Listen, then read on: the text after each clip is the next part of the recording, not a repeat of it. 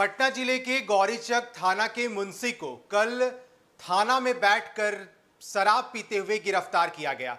बता दें आपको, जिसके बाद कई सवाल खड़े हुए, क्योंकि कानून व्यवस्था को बनाए रखने के लिए जो जिम्मेवारी होती है वो पुलिस के ऊपर होती है।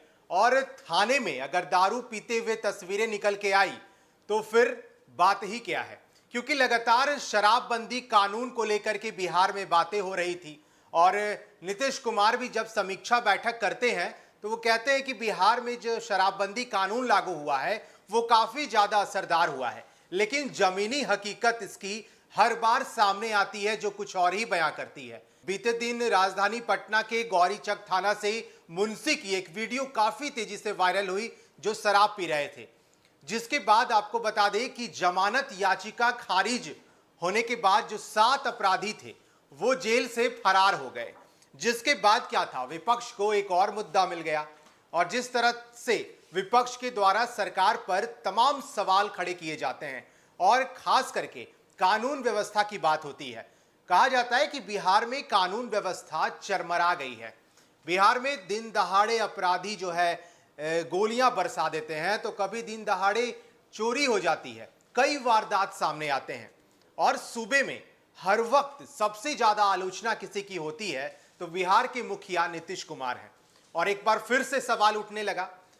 आरजेडी पटना ने एक ट्वीट कर दिया है इस बार, और उन्होंने साफ तौर पे कहा कि जिस तरह से अब नीतीश सरकार कहती है कि सूबे में शराब कानून जो है वो लागू है, उसके बाद इस पूरे मसले को सुलझाते हुए आरजेडी पटना ने जो ट्वीट किया है, पहले आपको वो बता देते हैं।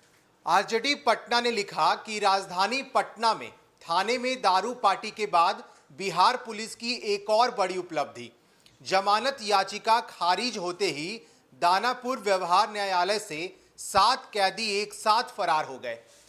दरअसल कार्यालय अपर मुख्य न्यायिक दंडाधिकारी तृतीय व्यवहार न्यायालय दानापुर से जो एक लेटर जारी किया गया, उसमें लिखा गया कि महाशय, उपरोक्त विषय के संबंध में आपको निर्देशानुसार सूचित करना है कि सिगोड़ी थाना कांड संख्या 72/2021 के अभियुक्तगण एक सोनू यादव, लल्लू यादव, सिद्धांत यादव, उपेंद्र यादव सभी पटना के दानापुर में थे। और जिस तरह से जमानत हेतु न्यायालय के समक्ष आत्मसमर्पण किया था, लेकिन सभी अभियुक्त गणों का जमानत आवेदन खारिज की सूचना मिलते ही उपरोक्त सभी अभियुक्त गण न्यायिक अभिरक्षा से फरार हो गए। अतः उपरोक्त सभी अभियुक्त गणों के विरुद्ध सुसंगत धाराओं के प्राथमिकी दर्ज कर विधि सम्मत उचित कार्रवाई किया जाए। दरअसल ये लेटर जो हम आपको पढ़ के सुना रहे थे, यह कार्यालय अपर मुख्य न्यायिक दंडाधिकारी तृतीय व्यवहार न्यायालय दानापुर की तरफ से लिखा गया है। और इसमें बताया गया है कि देखिए, जो 7 अपराधी थे जिन्होंने खुद आत्मसमर्पण किया था, अब वो उनकी जब जमानत याचिका खारिज हो गई तो वो लोग फरार हो गए हैं। तो अब सवाल उठने लाजमी थे।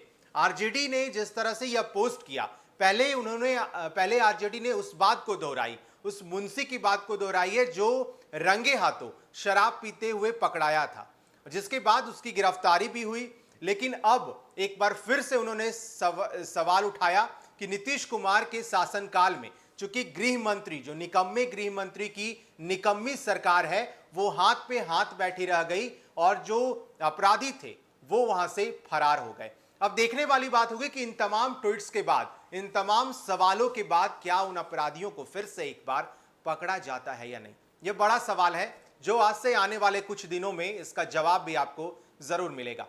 आप बने रहे फर्स्ट बिहार झारखंड के साथ। धन्यवाद।